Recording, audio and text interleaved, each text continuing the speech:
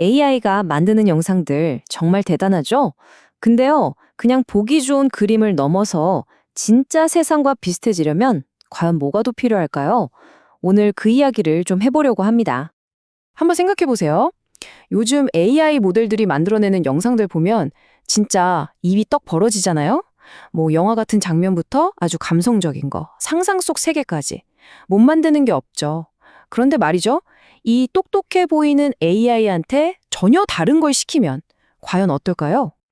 바로 이 지점에서 되게 재밌는 모순이 드러납니다. 그렇게 기가 막힌 영상을 만들던 AI가 로봇한테 아주 간단한 물리적인 일을 시키면요. 정말 어이없는 실수를 막 쏟아내요.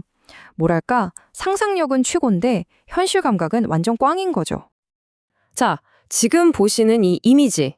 이게 딱 그 문제입니다. AI한테 로봇이 뭔가 조작하는 영상을 만들어봐 했더니 나온 결과물이 물리 법칙을 그냥 싸그리 무시해버렸어요. 바로 이게 오늘 우리가 깊게 파고들 문제의 핵심입니다. 연구자들은 이 문제를 미디어 시뮬레이션 갭이라고 부르더라고요. 말이 좀 어려운데 쉽게 말해서 그냥 보기 좋은 영상을 만드는 AI랑 진짜 현실 세계의 물리 법칙을 이해하고 따라하는 AI 사이에 엄청난 격차가 있다는 뜻입니다. 그럼 AI가 대체 어떤 실수들을 하는 걸까요? 연구원들이 보니까 몇 가지 흔한 패턴이 있더라고요. 예를 들면 로봇 모양이 막 기괴하게 일그러지거나 부품들이 갑자기 공중에 둥둥 뜨고요. 심지어 물건에 손도 안 댔는데 막 따라 움직이기도 하고 아예 임무에 꼭 필요한 핵심 행동을 통째로 빼먹는 경우도 있답니다.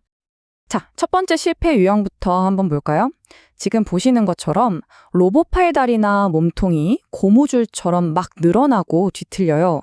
현실에서는 절대 일어날 수 없는 완전히 불가능한 형태를 만들어내는 거죠. 이건 진짜 좀 심각합니다. 왼쪽을 보면 로봇 부품이 그냥 중력을 무시하고 허공에 둥둥 떠다니죠? 그리고 오른쪽은요, 로봇 손이 시리얼 상자에 닿지도 않았는데 무슨 자석처럼 딱 붙어서 움직여요. 이건 뭐 원인과 결과, 즉 인과율 자체가 그냥 무너져 버린 겁니다. 근데 여기서 끝이 아니에요. AI의 실패가 단순히 물리적인 오류에서만 그치는 게 아니거든요. 이 예시를 보면 물을 받으려면 당연히 수도꼭지를 먼저 틀어야 하잖아요. 근데 그 행동을 그냥 건너뛰고 바로 컵에 물을 채우려고 해요.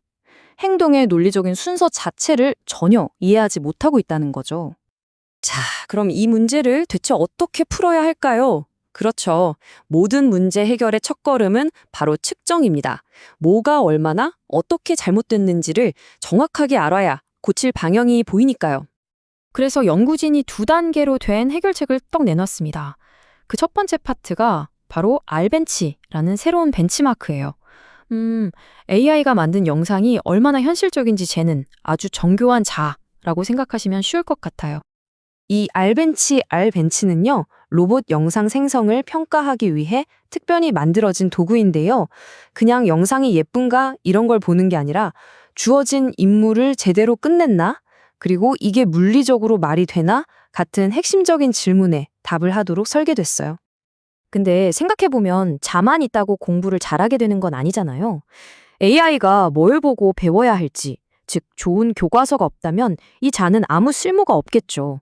결국 평가만으로는 부족하다는 이야기입니다.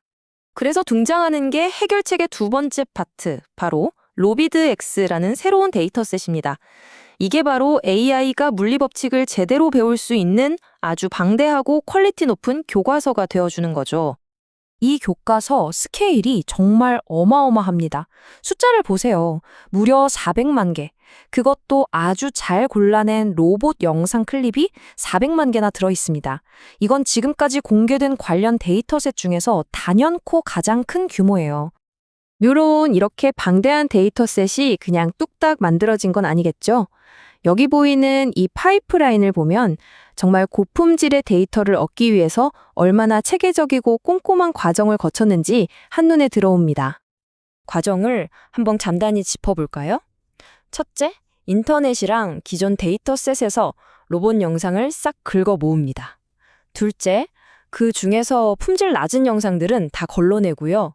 셋째, 영상 속 행동을 작업 단위로 잘게 쪼개서 정확한 설명을 붙여줍니다. 그리고 마지막으로 깊이나 움직임 같은 물리적인 정보까지 덧붙여서 그야말로 완벽한 교과서를 만들어내는 거죠. 자, 이제 모든 준비가 끝났습니다. 새로운 알벤치와 새로운 교과서, 로비드 X가 모두 준비됐어요. 이제 이 도구들을 가지고 현존하는 25개의 AI 모델들을 시험대에 올려서 성능을 한번 제대로 확인해 볼 차례입니다. 결과가 정말 흥미롭습니다. 이 표를 좀 보세요. 역시나 상용 모델들이 상위권을 휩쓸고 있죠.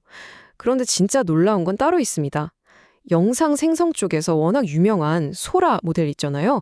이 모델이 물리적인 과제에서는 무려 17위, 그러니까 하위권에 머물렀다는 거예요. 이건 창의력과 물리적 이해력이 완전히 별개의 능력이라는 걸 아주 명확하게 보여주는 결과라고 할 수 있습니다. 이 결과는 또 다른 중요한 점을 시사하는데요. 바로 범용 모델과 전문 모델 사이의 어떤 딜레마 같은 겁니다. 그러니까 인터넷의 방대한 데이터를 다 학습한 범용 모델은 세상 돌아가는 지식은 넓어요. 반면에 로봇에 특화된 데이터로만 학습한 전문 모델은 정밀도는 높은데 전체적인 맥락을 놓치기 쉬운 거죠. 이 둘 사이의 장단점이 뚜렷한 겁니다. 이 논문에 나오는 한 구절이 이 모든 흐름을 정말 잘 요약해주고 있어요. 이제 이 분야는 새로운 단계, 바로 물리적 AI로 나아가고 있다. 모델들은 이제 현실 세계를 이해하고 시뮬레이션해야만 한다. 라는 건데요. 와, 정말 멋지지 않나요?